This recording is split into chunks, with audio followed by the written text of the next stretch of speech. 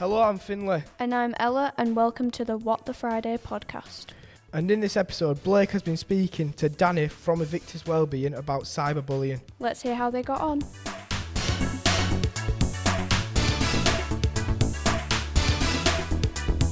Welcome to the podcast. I'm Blake and I'm here with Danny from Invictus, and we're going to be talking about cyberbullying today. Is that right with you, Danny? Absolutely, yeah. Nice to be here. Thanks, Blake. Yeah, nice to meet you too. So, what exactly is cyberbullying and how is it different from in-person bullying? Yeah, I think cyberbullying, it can sound a bit like something that you go through with teachers quite a lot, isn't it? But it's essentially any form of bullying that's online and digital. So social media, messaging apps, gaming chats, emails, anything that you find that can be offensive, harassing, threatening or embarrassing, or is likely to cause someone harm, can definitely constitute bullying, just as in person. Can happen anytime, not just in school. I think your generation in particular have got it tough. When I went home, that was it, unless you logged on an MSN or something on your laptop. You guys have got it literally 24/7, and it can be anonymous as well, which can be really damaging because you don't know who's behind it. So I can often feeling like there's not much of an escape, but there's plenty of tools out there and lots of support if you need it, if you do find yourself on the receiving end of abuse online. Speaking about finding stuff to help you with it, so what do you think someone should do if they are being cyberbullied, especially if they know the people involved,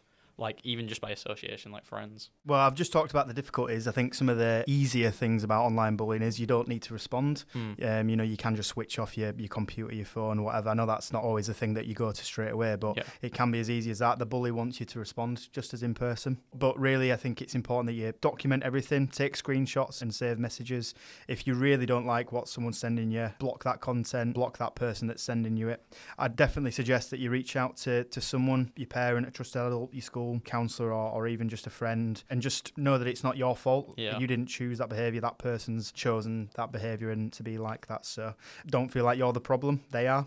And if it's really affecting you or you're feeling like it's harassment, it could even become illegal. So, do seek that help. It is taken really seriously in schools by the police and by mental health professionals these days. So, Nice. So how does cyberbullying affect someone's mental health, like short-term and long-term?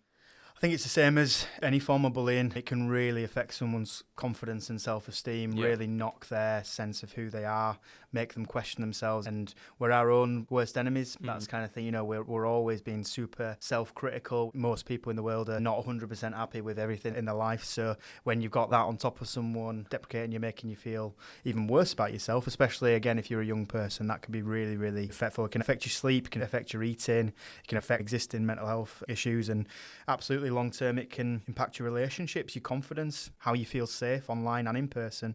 And I think it's really important that if you are feeling like it's getting to the stage of really affecting you or it's becoming like harassment, that you reach out for help, because that's not okay.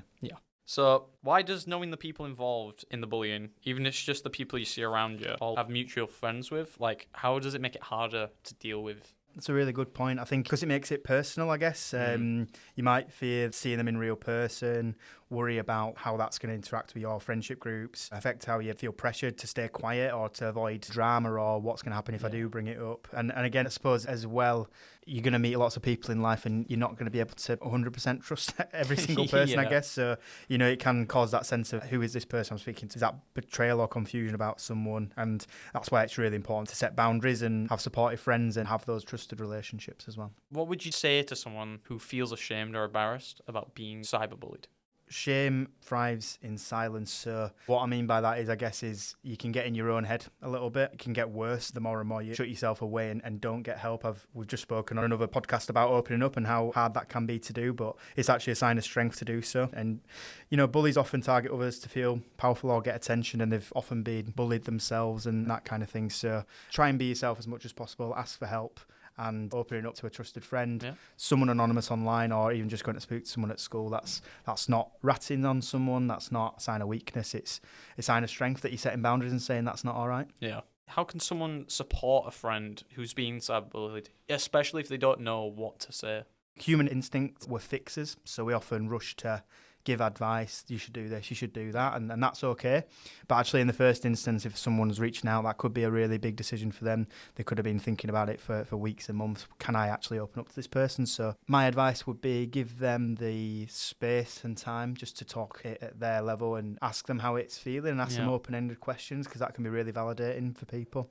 You can absolutely give advice eventually, but maybe ask permission. Am I okay to give you a bit of advice on this? Do you want my advice on this sort of thing? Just as we've already gone through the tips and tricks, reporting, blocking, going and speaking to a trusted adult. And as I say, it is taken really seriously by the police and stuff, and often it does encroach into being a legal activity in terms of harassment and stuff. So you've grown up with technology and being in a digital age, I suppose, and that comes with responsibility to use it properly. And if people aren't, then that's really difficult, and they need to be reported and held to account. So what do you think schools and communities can do to better protect young people from cyberbullying? As I've just said, this is the age you're growing up in. I got my first phone when I was 14, 15, and as parents didn't have one until they were in their 30s probably. So I think it's about trying to educate young people right from the start about respect digitally online, how impactful and harmful behaviour can be online to other people, have really clear policy and procedures, and making sure students and young people know where to go for help. And then I think providing safe spaces as well, like school counsellors, drop-in sessions, and where students feel comfortable opening up. And I think that's the thing as well, 30, 40, 50-year-old teachers don't know the online space as well as 16 and 17-year-olds, so let's encourage young people to bring their own initiatives in. What can students do to keep more people safe online as well? Yeah. So how can someone take care of their mental health if they've been affected by cyberbullying? I suppose it's the same as anybody going through an issue or a problem.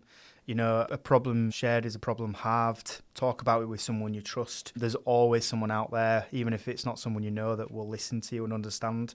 You could try some techniques to take your mind off it as well, if it's just a short-term thing. But ultimately, I think it's about trying to get to a resolution. Speak to someone you trust, get some advice. And if you feel like something's gone too far online, there's plenty of online content that'll be able to tell you exactly what you need to do. And just remember as well that a bully's looking for a reaction. So my advice would be the bigger person, walk away and get the support you need. And if you are really struggling, reach out to a mental health service. That can be really impactful on your mental health. Yeah. So are there any resources or hotlines young people can reach out to help them with cyberbullying and mental health? Yeah, absolutely. So we work with a load of great charities like Childline for under 19s. You can free phone them or go to the website. There's also Young Minds, there's Papyrus, The Mix, and we've also got in West Yorkshire Overnight Night Owls, so they work from 10 till 10 in the morning. So if you're struggling with thoughts and feelings overnight, you can speak to them as well. And then obviously school support and stuff like that, your pastoral leads and mental health support teams in schools can really help you. And I think as well, this podcast, if I'm right, it's going to go on an app called Destination as well, which it's got loads of great resources as well, hasn't it? So somewhere like that would be great too. So if there's one thing you could directly say to anyone going through cyberbullying right now, what do you think it'd be? You're not alone. It's not going to define who you are. It's a tough thing to go through, especially if it's anonymous or particularly nasty or harmful. But, it's not going to define who you are. There are people out there that are going to listen. It's not okay for someone to be harassing or disrespectful or nasty online. They wouldn't say that to your face, and I think that makes it more harmful because you don't know necessarily who's behind the messages, pictures, whatever it might be. So reach out. Make sure you're informed yourself about what's crossing the line. Don't respond to it and try and be the bigger person and walk away. But there's always someone out there that can help and support 24/7. There's someone out there who's going to listen to you. So if you are really struggling, you just don't know what to do, give one of those numbers a ring or speak to someone at school or speak to a friend or a parent. Yeah. I think that's really good. So thanks, Danny, for being on the podcast. Yeah, it's been a pleasure. Really good to speak to you about it. We'll be back next time with the next podcast. Let's see how it goes. Yeah, all the best with it. Yeah, thanks. Thank you so much, Blake and Danny, and both for producing. We hope you found that as interesting as we did. Not only did they host the episode, but they also undertook all the research too. You can find a lot of interesting podcasts on various subjects by exploring the useful podcast section on the Destination app. Search destination.org.uk. You can also find them on Apple, Spotify or YouTube. If you would like to know more information about the subjects discussed, please check the podcast description. We'd like to thank Invictus and the National Lottery for their support, Jimmy for editing and Youth Social for producing.